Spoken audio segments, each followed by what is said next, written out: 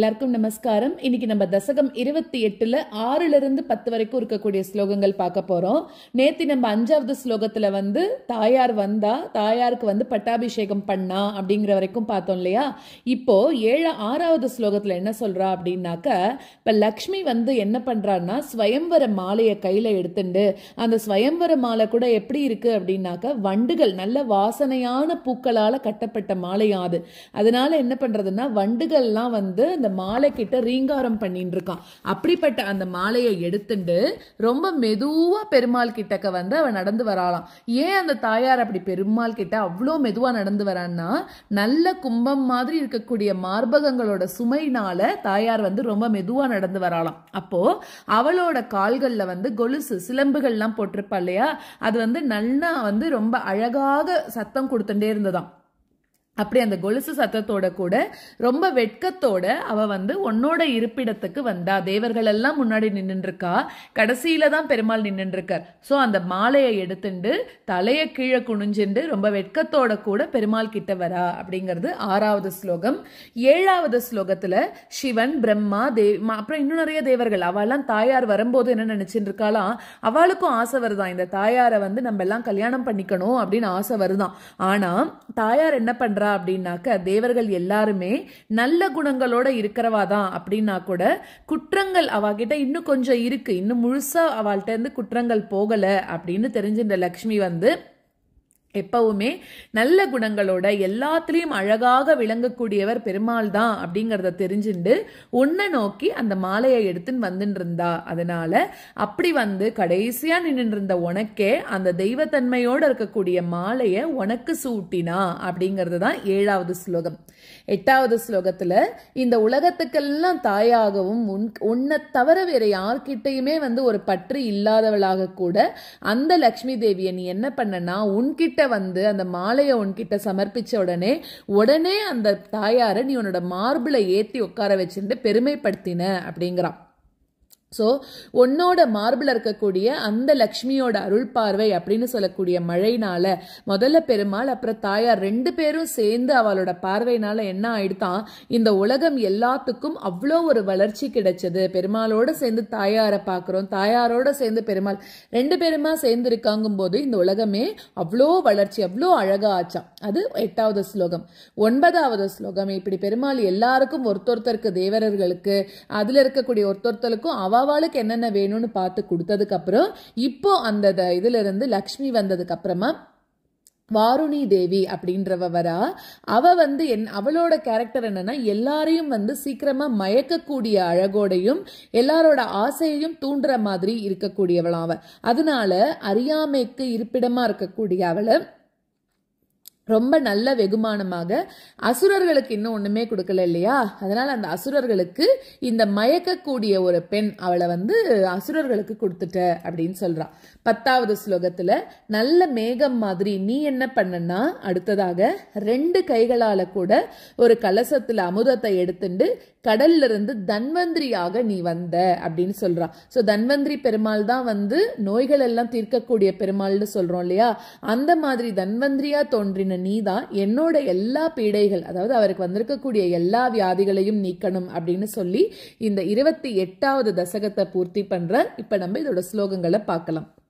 வரணஸ்ரஜம் ஆத்த பிருங்கநாதாம் தததீசா குச்சகும்ப மந்தயானா பதசிஞ்சித மஞ்சு நூபுராத்வாம் கலிதவ்ரீல விலாசம் ஆசசாத. வரணஸ்ரஜமாத்த பிருங்கநாதாம் தததீசா குச்சகும்ப மந்தயானா. வரணஸ்ரஜமாத்த பிருங்கநாதாம் தததீசா குச்சகும்ப மந்தயானா பதசிஞ்சித மஞ்சுநூபுராத்வாம் கலிதவ்ரீல விலாசமாசசாத. पदशिञ्चितमञ्जुनूपुरा त्वां कलितव्रीलविलासमाससाद वरनस्रजमात्तभृङ्गनादां ददती सा कुचकुम्भमन्दयानां पदशिञ्चितमञ्जुनूपुरा त्वां कलितव्रीलविलासमाससाद वरनस्रजमात्तभृङ्गनादां ददती सा कुचकुम्भमन्दयानां पदशिञ्चितमञ्जुनूपुरा त्वां कलितव्रीलविलासमाससाद गिरिश द्रुहिणादि सर्वदेवान् गुणभाजोऽप्य विमुक्त दोषलेशान् अवमृश्य सदैव सर्वरम्ये निहिता त्वयि यनयापि दिव्यमाला गिरिशद्रुहिणादि सर्वदेवान् गुणभाजोऽप्यविमुक्तदोषलेशान् गिरिशद्रुहिणादि सर्वदेवान् गुणभाजोऽप्यविमुक्तदोषलेशान् अवमृश्य सदैव सर्वरम्ये निहिता त्वय्यनयापि दिव्यमाला अवमृश्य सदैव सर्वरम्ये निहिता त्वय्यनयापि दिव्यमाला गिरिशद्रुहिणादि सर्वदेवान् गुणभाजोऽप्यविमुक्तदोषलेशान् अवमृश्य सदैव सर्वरम्ये निहिता त्वय्यनयापि दिव्यमाला गिरिशद्रुहिणादि सर्वदेवान् गुणभाजोऽप्यविमुक्तदोषलेशान् अवमृश्य सदैव सर्वरम्ये निहिता त्वय्यनयापि दिव्यमाला उरसा तरसा ममानितैनां भुवनानां जननीम् अनन्यभावां त्वदुरो विलसत् दीक्षणश्री परिवृष्ट्या परिपुष्टमास विश्वम् उरसा तरसा ममानितैनां भुवनानां जननीमनन्यभावाम् उरसा तरसा ममानितैनां भुवनानां जननीमनन्यभावाम् त्वदुरो विलसत्तदीक्षणश्री परिवृष्ट्या परिपुष्टमास विश्वम् त्वदुरो विलसत्तदीक्षणश्री